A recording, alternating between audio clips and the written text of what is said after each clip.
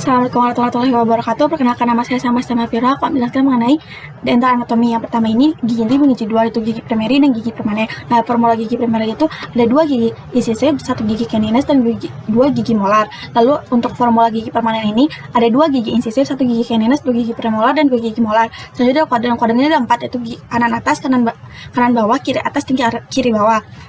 Selanjutnya penomoran dari gigi, yaitu ada sigmoid dan palmar sistem dari ADA, lalu ada FDI.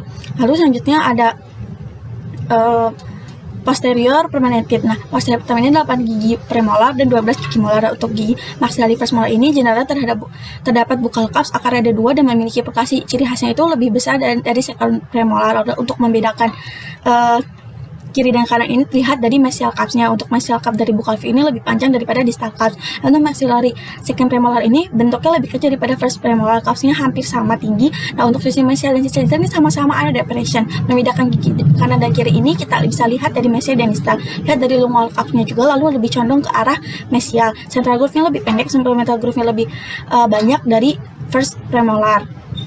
Lalu tanduk pulpanya itu buccal ini lebih tinggi, lalu ada mandibular first premolar. Nah, cups-nya buccal sangat menonjol, ukurannya lebih kecil daripada second premolar. Membedakan kanan atau kiri dilihat dari sisi mesial dan distal. Pada sisi mesial itu cekungan CEJ-nya lebih dalam daripada cekungan CEJ pada sisi distal. Lalu ada mandibular second premolar. Akar ini masih ada cekungan atau ada lengkungan, maksud saya, ke arah distal. Bentuknya ada 3 variasi, ada yang 2 cups, maka akan menampilkan pada tampak oklusana ini huruf H atau huruf U. Nah, untuk yang 3 cups ini akan menampilkan huruf Y. Membedakan kanan atau kiri ini lihat dari kanan, lihat dari distal. Pada tampak lingual distal marginal ridge lebih rendah, lebih mendekati cervical.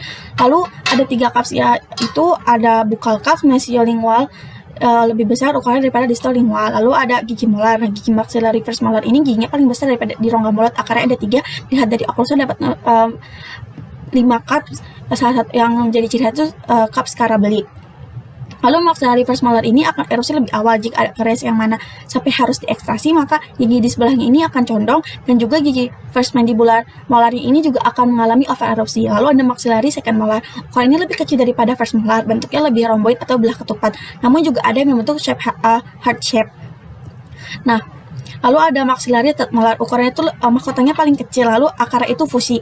3 akar itu fusi. Nah, bentuk oklusnya itu lebih ke arah heart shape. Lalu mesial buccal cups-nya lebih besar daripada distal buccal cups. Hanya ada 3 cups yang lebih condong membentuk tadi heart shape. Lalu ada mandibular first molar. Akar ini hanya ada 2 yang berpisah atau divergen. Lalu memiliki sisi mesial distal dimension paling besar dari oklusal, terlihat 5 cups, mesial palatal, mesial buccal, distal palatal, distal buccal, dan distal cups. Nah, gigi yang paling pertama erupsi pada usia 6 tahun. Terhadap karies. Lalu ada mandibular second molar. Tapak oklusal cups ini hanya ada 4, dan visionnya ini membentuk cross atau tanda plus. Lalu melihat dari distal dapat melihat 4 cups, namun tampak mesial hanya 2 cups. Jadi marginal ridge ini pada tampak distal lebih rendah dari marginal ridge tampak mesial. Lalu ada mandibular molar. Akar-akar ini tetap fusi. Ukuran mahkotanya itu paling kecil. Dimensi mesial distalnya lebih besar dari buccal lingualnya. Buccal outline-nya itu lebih menonjol condong ke arah distal. Lalu ada arteria permanent teeth.